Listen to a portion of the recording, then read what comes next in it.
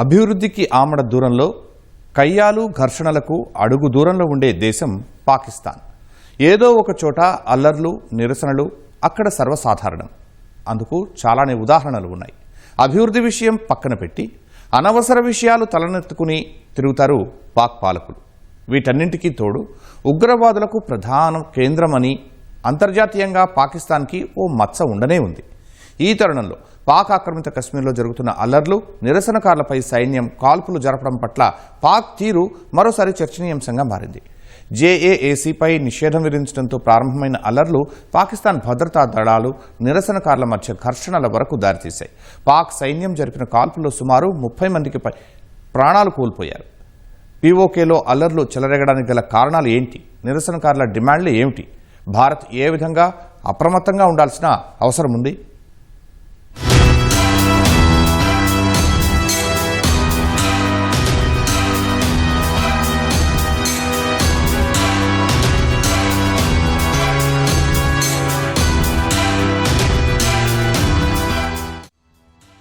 శత్రు దేశం పాకిస్తాన్లో, అది కూడా భారత్కు సరిహద్దు ప్రాంతమైన పాక్ ఆక్రమిత కాశ్మీర్లో ఉద్రిక్త పరిస్థితులు నెలకొన్నాయి. జాయింట్ అవామీ యాక్షన్ కమిటీ జేఏఏసీపై పాక్ ప్రభుత్వం నిషేధం విధించడంతో పీఓకే ప్రాంతం రణరంగంగా మారింది. పీఓకేలోని ముజఫరాబాద్, రావల్కోట్లో తీవ్ర ఘర్షణలు జరిగాయి. వాటిని కట్టడి చేసేందుకు పాక్ ప్రభుత్వం సైన్యాన్ని రంగంలోకి దించింది. ఈ క్రమంలో భద్రతా బలగాలు, నిరసనకారుల మధ్య ఘర్షణలు చోటు చేసుకున్నాయి. పాకిస్తాన్ సైన్యం నిరసనకారులపై కాల్పులు జరిపింది. ఈ కాల్పుల్లో సుమారు 30 మందికి పైగా ప్రాణాలు కోల్పోయినట్లు పాక్ ప్రభుత్వం ప్రకటించింది. 200 మందికి పైగా గాయపడ్డారని వివరించింది. అయితే మృతుల్లో భద్రతా సిబ్బంది కూడా ఉన్నట్లు సమాచారం. ఈ ఘటనపై పాకిస్తాన్ మానవ హక్కుల కమిషన్ తీవ్ర ఆందోళన వ్యక్తం చేసింది.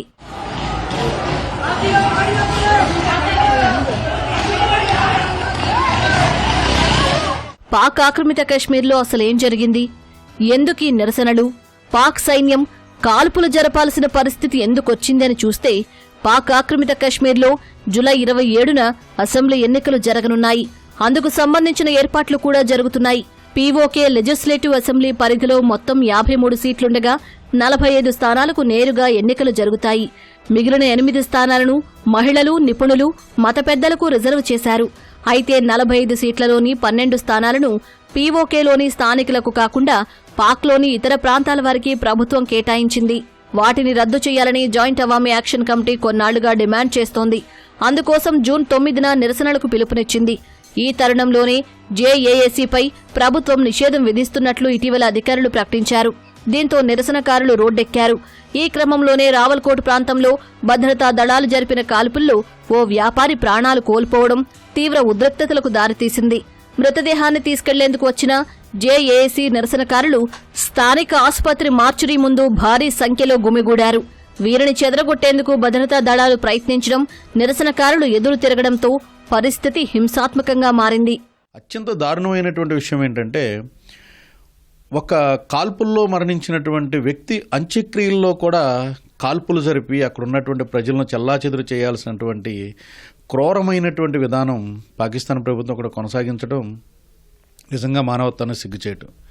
ఏదైతే పీఓకే పాక్ ఆక్రమిత కాశ్మీర్కి సరిహద్దుల్లో ఉన్నటువంటి ప్రాంతాలు ఏవైతే ఉన్నాయో, ముజఫరాబాద్ కానీ అదేవిధంగా రావుల్కోట్ వంటి ప్రాంతాల్లో అత్యధిక మంది ప్రజలందరూ రోడ్ల మీదకు వచ్చి పాకిస్తాన్ ప్రభుత్వం యొక్క చర్యలకు వ్యతిరేకంగా, నాకు తెలిసి పీఓకే సరిహద్దు గోడలను కూడా బద్దలు కట్టుకొని కాశ్మీరీలు ఐక్యత కోసం, స్వాతంత్రం కోసం పోరాడే రోజు ఆసన్నమైనటువంటిదిగా చెప్పడం జరుగుతోంది. రేపు పీఓజేకేలో నిర్వహించబడేటువంటి ఎన్నికల్లో కానీ ఖచ్చితంగా అక్కడ ప్రజాప్రభుత్వం ఉండేటువంటి అవకాశాలు అయితే ఎక్కువగా కనిపిస్తూ ఉన్నాయి. జూలై నెలలో జరిగేటువంటి ఎన్నికల్లో, ఆ యొక్క ఎన్నికల్లో ఇటువంటి ప్రభుత్వానికి సరైనటువంటి జాక్ సభ్యులు ఎన్నుకవుతారనేటువంటి దురుద్దేశంతోనే దాన్ని నిషేధించడం, అక్కడ ఉన్నటువంటి ప్రజలపైన కాల్పులు జరపడం, అదేవిధంగా ఇంటర్నెట్లను బంద్ చేయటం, అదేవిధంగా మరికొన్ని కార్యక్రమాలని ఈ యొక్క పాకిస్తాన్ ప్రభుత్వం చేపట్టడం అనేది అత్యంత అమానుషం. జాయింట్ అవామీ యాక్షన్ కమిటీకి పాక్ ఆక్రమిత కాశ్మీర్లో జరుగుతున్న అల్లర్లకు మధ్య సంబంధం ఏంటనే సందేహం మీకు రావచ్చు. అయితే జేఏఏసీ పౌర సమాజ కూటమిగా ఏర్పడి పీఓకే కేంద్రంగా పనిచేస్తోంది.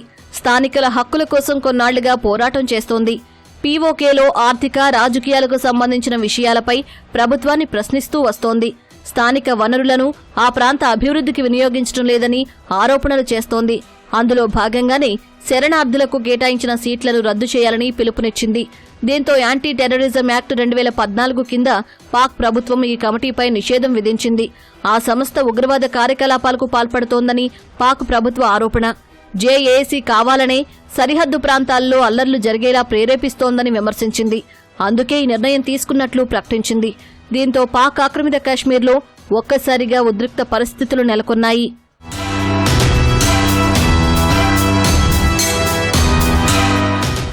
ఉద్రిక్తత నేపథ్యంలో వందలాది మందిని పోలీసులు అరెస్టు చేశారని జేఏఏసీతో పాటు స్థానికులు ఆరోపిస్తున్నారు.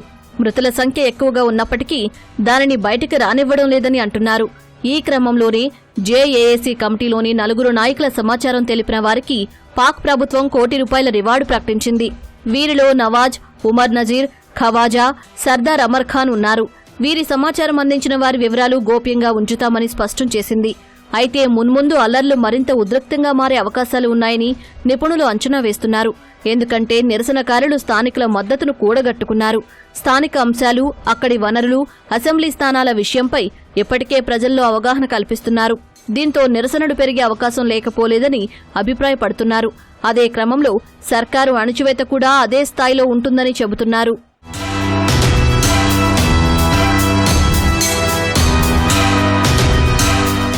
పాక్ ఆక్రమిత కాశ్మీర్లోని ఆందోళనకారులపై పాకిస్తాన్ కాల్పులు జరపడం సర్వత్రా విమర్శలకు దారితీస్తోంది. బ్రిటన్లోని పాక్ రాయబార కార్యాలయం ముందు పలువురు కాశ్మీరీలు ఆందోళన నిర్వహించారు. నిరసనకారులపై సైన్యాన్ని ప్రయోగించడాన్ని తప్పుబట్టారు. మరోవైపు పీఓకేలో పెద్ద ఎత్తున సాగుతున్న మానవ హక్కుల ఉల్లంఘనపై బ్రిటన్ ప్రభుత్వం దౌత్యపరమైన జోక్యం చేసుకోవాలంటూ 30 మంది బ్రిటిష్ ఎంపీలు డిమాండ్ చేశారు.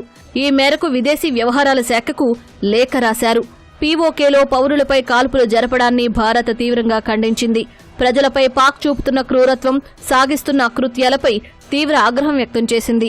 పాక్ అణచివేత ధోరణిని ప్రశ్నించాలని, పీఓకేలో దారుణాలకు ఆ దేశాన్ని బాధ్యురాలని చెయ్యాలని అంతర్జాతీయ సమాజానికి విజ్ఞప్తి చేసింది.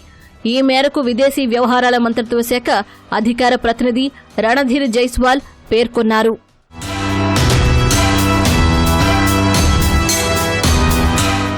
పాకిస్తాన్ ఇప్పటికే అనేక సమస్యలను ఎదుర్కొంటోంది.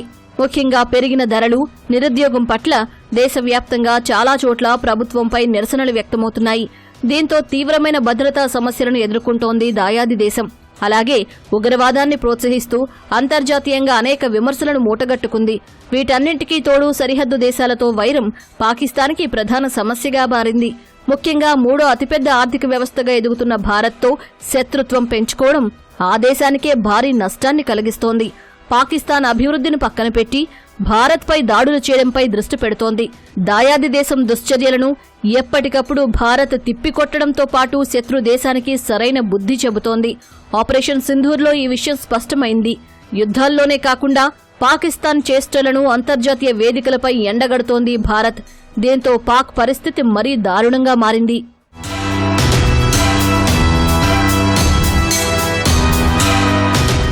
అంతేకాకుండా తమకు ప్రత్యేక దేశం కావాలంటూ బలూచిస్తాన్ వాసులు పాకిస్తాన్ ప్రభుత్వంపై కొన్నేళ్లుగా పోరాటం చేస్తున్నారు. ఎందుకంటే బలూచిస్తాన్ ప్రాంతాన్ని పాక్ సర్కారు పట్టించుకోవడం లేదనేది ప్రధాన ఆరోపణ. ఆ ప్రాంతంలో అభివృద్ధి విషయం పక్కన పెట్టి రాజకీయ పరంగా వివక్ష చూపడం, మానవ హక్కుల ఉల్లంఘనకు పాల్పడ్డం, అక్కడి ఆర్థిక వనరులను దోచుకోవడం వంటివి చేస్తోందని బలూచ్ లిబరేషన్ ఆర్మీ అంటోంది. అందుకే కొన్నాళ్లుగా పాకిస్తాన్ సైన్యంపై దాడులు చేస్తోంది. ఇక ఆఫ్ఘనిస్తాన్తో కూడా పాకిస్తాన్కి పొసగడం లేదు. ప్రస్తుతం ఆఫ్ఘనిస్తాన్, పాకిస్తాన్ మధ్య ఉద్రిక్తతలు తలెత్తాయి. ఆఫ్ఘాన్ సరిహద్దుల్లోని నివాస ప్రాంతాలపై పాక్ బాంబులతో విరుచుకుపడింది. ఈ దాడి ఘటనలో మొత్తం 11 మంది చిన్నారులతో సహా ఓ మహిళ, ఓ వృద్ధుడు ప్రాణాలు కోల్పోయారు. ఈ నేపథ్యంలో ఐక్యరాజ్యసమితి భద్రతా మండలి సమావేశంలో భారత్ స్పందించింది. ఉగ్రవాద నిరోధక చర్య ముసుగులో ఆఫ్ఘనిస్తాన్పై పాకిస్తాన్ చేపట్టిన సైనిక చర్యలను భారత్ తీవ్రంగా ఖండించింది. అయితే ఆఫ్ఘాన్ సరిహద్దుల్లోని ఖైబర్ పఖ్తుంఖ్వా ప్రావిన్స్లోని ఓ సెక్యూరిటీ పోస్టుపై ఇటీవల దాడి జరిగింది. తాలిబాన్ మిలిటెంట్లు ఈ దాడి చేసినట్లు పాక్ అధికారులు అనుమానిస్తున్నారు. ఈ ఘటన జరిగిన నేపథ్యంలో ఆఫ్ఘాన్పై వైమానిక దాడులు చేసింది. ఇటీవల కాలంలో Pak army chief Asim Munir America అధ్యక్షుడు ట్రంప్తో సన్నిహితంగా ఉండటంతో చైనాతో కూడా సంబంధాలు అంటీ ముట్టనట్లుగానే ఉన్నాయని విశ్లేషకులు చెబుతున్నారు. ఇలా అన్ని విధాలుగా సమస్యలతోనే సావాసం చేస్తోంది పాకిస్తాన్. ఇప్పుడు పాకిస్తాన్కి 3 రకాల సమస్యలు ఉన్నాయి సార్. ఒకటి బలూచిస్తాన్లో ఉన్న అక్కడ అంతర్గత తిరుగుబాటు, రెండోది తెహరీకి తాలిబాన్ చేస్తున్న పోరాటాలు, మూడోది ఇప్పుడు ఆజాద్ కాశ్మీర్లో మొదలైంది. ఈ 3 కాకుండా ఇప్పటికే రాజకీయ అనిశ్చితి అనేది ఏర్పడింది పాకిస్తాన్లో. ప్రభుత్వం ఉన్నప్పటికీ కూడా ప్రభుత్వాన్ని పూర్తిగా బ్యాలెన్స్ చేస్తుంది ఎవరు అంటే అది మన Azad foundation, which is nothing but Pakistan military మాత్రమే. సో ఇప్పుడు ఈ తరుణంలో పాకిస్తాన్ మిలిటరీ గవర్నమెంట్తో కలిసి ఈ సమస్యను పరిష్కరించుకుంటుందా లేదా వాళ్ళుగా పెత్తనం తీసుకొస్తారా? ఎందుకంటే ఇప్పటికే మనం చూస్తున్నాం అసీం మునీర్కి ప్రపంచంలో చాలా చోట్ల కూడా గుర్తింపు వస్తుంది. సో అసీం మునీర్ యొక్క అవకాశాన్ని ఉపయోగించి తిరుగుబాటు ఏమైనా చేస్తారా, లేదు పాకిస్తాన్లో ఒక స్టెబిలిటీ వస్తుందా, ఈ రాజ్యాంగపరమైన విధానాలను తీసుకుని సొల్యూషన్ తీసుకొస్తారనే అంశాలపైన మనం కొంచెం కూలంకుషంగా చూడాల్సిన అవకాశం ఉంది సార్. ఇక్కడ పాకిస్తాన్లో ఇప్పటికే గందరగోళ పరిస్థితులను ఎదుర్కొంటోంది. ఆర్థిక స్థితి రోజురోజుకు దిగజారుతోంది. జీడీపీ వృద్ధి 3-4% మాత్రమే ఉంది. ద్రవ్యోల్బణం అంతకంతకు పెరుగుతోంది. పారిశ్రామిక అభివృద్ధి పడకేసింది. నిరుద్యోగం అధికమైంది. దేశాభివృద్ధికి దోహదపడే సంస్కరణలు రూపొందించడంలో పాక్ పాలకులు విఫలమవుతున్నాయి. ఇటీవల ఆ దేశ రాజధాని ఇస్లామాబాద్ తీవ్ర నీటి కొరత ఎదుర్కొంటోందని అంతర్జాతీయ కథనాలు వెలువడ్డాయి. పాకిస్తాన్ ఇప్పుడున్నటువంటి పరిస్థితిలో ఐఎంఎఫ్ ఇచ్చే సపోర్ట్ మీద ఐఎంఎఫ్ ఇచ్చే ఫండ్ పైన తీవ్రంగా ఆధారపడుతోంది. సో దీని కారణంగా ఐఎంఎఫ్ ఇచ్చినటువంటి ఆంక్షలకి అనుగుణంగా ఈ గవర్నమెంట్ ఇచ్చినటువంటి సబ్సిడీస్ అన్నీ కూడా వెనుతిరిగి తీసుకోవడం, అంటే ముఖ్యంగా కావాల్సినటువంటి ఎసెన్షియల్ కానీ అలాగే ఎనర్జీ కానీ గవర్నమెంట్ ఇచ్చినటువంటి సపోర్ట్ ఏ మాత్రం లేకపోవడం అక్కడ ఇన్ఫ్లేషన్కి కారణం. కాబట్టి ప్రజల్లో ఉన్నటువంటి తీవ్రమైన అసంతృప్తి ఒక్కసారి ఈ ఎలక్షన్స్ జరిగినటువంటి పరిస్థితుల్లో 12 సీట్లు ఇతరులకు కేటాయించారు అన్న మాటతో ఈ తీవ్రమైన అలజడులు అయితే కొనసాగాయి. ఇలాంటి పరిస్థితుల్లో మూలిగే నక్క మీద తాటికాయ పడ్డట్లు పీఓకేలో ఉద్రిక్త పరిస్థితులు నెలకొన్నాయి. అయితే పీఓకే అసెంబ్లీ ఎన్నికలకు సుమారుగా 1.5 సమయం ఉండటంతో ఉద్రిక్తతలు మరింత పెరిగే అవకాశం ఉందని నిపుణులు అభిప్రాయపడుతున్నారు. అవి దేశవ్యాప్తంగా విస్తరించే అవకాశం లేకపోలేదని అంటున్నారు. అయితే ఈ అల్లర్లను అలుసుగా తీసుకుని ఆ ముసుగులో భారత్లోకి ఉగ్రవాదులు చొరబడే అవకాశం ఉందనే ఆందోళన ఉంది. అందువల్ల భారత్ కూడా ఒకంత అప్రమత్తంగా ఉండాల్సిన అవసరాన్ని పీఓకే పరిణామాలు చాటుతున్నాయి.